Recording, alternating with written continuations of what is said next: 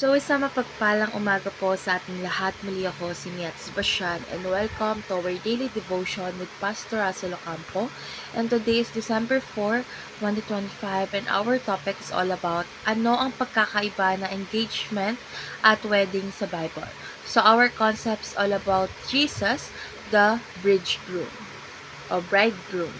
So, sa Biblia, ang engagement ay isang matibay at seryosong kasunduan. Kumbaga, mas binding pa kaysa sa modern engagement. Dahil ito ay simbolo ng paghahanda at pangako tulad ng pangako na Jesus na babalik para sa kanyang bride. Samantala, ang wedding ay kaganapan ng pangako kung saan nagkatuluyan ng bride at groom katulad ng wedding feast of the Lamb kung saan makakasama natin si Jesus magpakailanman. So, si Jesus bilang bridegroom ay nagpapakita ng kanyang malalim na pag-ibig, proteksyon at katapatan sa kanyang mga tao.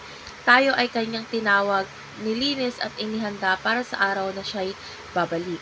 So, our Bible readings for today is all about Matthew chapter 9 verse 15, ASND version. Sagot ni Jesus, hindi naman nagluluksa ang mga bisita sa kasal habang kasama nila ang group. Darating ang panahon na alisin sa kanila ang groom at saka sila magluluksa. So, dadako na tayo sa ating teaching. Yung first teaching is Christ is the bridegroom. So, si Jesus ang bridegroom na nagmamahal sa atin ng tapat at walang kondisyon. So, siya yung unang nagmahal, unang lumapit at unang nagbigay ng kanyang sarili para sa kaligtasan natin.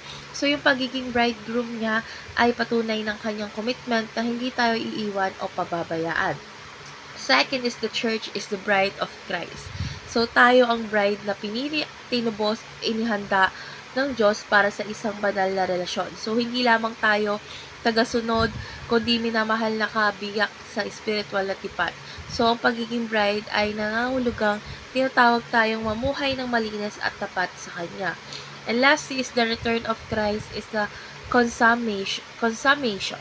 So, ang pagbabalik ni Jesus ang magiging ganap na katuparan ng lahat ng pangako niya sa atin. So, doon magaganap ang heavenly wedding banquet. So, kung saan makakasama natin siya magpakailanman. Dahil ito ang pinakahuling yugto ng ating relasyon, walang luha, walang takot, at walang paghihiwalay. So, dadako na tayo sa ating application. So, yung first application is pursue holiness and righteousness.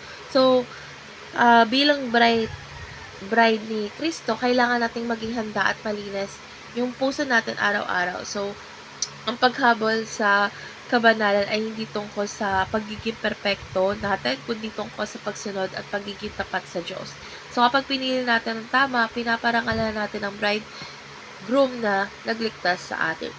Second is prioritize spending quality time with Jesus. So, kung mahal natin si Jesus, natural na gugustuhin natin makasama siya sa panalangin at pagbasa ng salita. So, yung quality time natin kay Lord ang nagpapalakas ng faith at nagbubukas ng puso sa kanyang mga plano.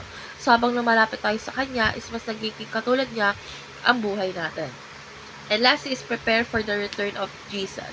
So, syempre, dapat tayong mamuhay na may na parang darating siya anumang oras. So, dapat tayo maging alert, handa, at tapat. So, hindi ito takot, kundi expectation na puno ng joy na makikita ang ating bridegroom.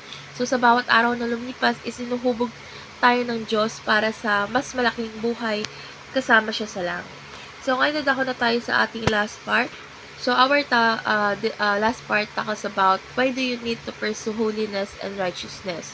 So, syempre, kailangan nating habulin ng kabanalan at katwiran dahil ito yung nagpapakita na tunay nating minamahal at ginagalang si Jesus, the bridegroom.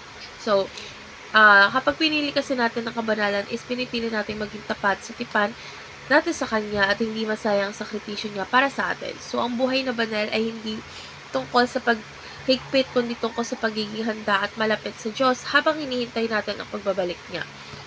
So, natutunan ko sa devotion na ito na si Jesus ay hindi lang Panginoon at tagapagligtas dahil siyang bridegroom na tapat, mapagmahal at naghahanda ng magandang hinaharap para sa atin. So, napagtanto ko na bilang bride is kailangan nating mamuhay ng tapat, malinis ang puso at nakatuon sa Kanya at ipinapaalala na ito sa atin na hindi dapat tayo magsayang ng oras, kundi gamitin ito sa paglapit sa Kanya at paghahanda sa Kanyang pagbabalik. So let's pray po. Lord God, maraming salamat po dahil mahal mo po kami ng malalim tulad ng isang bridegroom na tapat at mapagmahal. Lord God, turuan mo kami mamuhay ng banal, tapat at nakatuon sa iyo bawat araw. Lord God, linisin mo ang aming puso, palakasin ang pananampalataya namin at ihanda mo po kami para sa araw ng iyong pagbabalat. In Jesus' name we pray.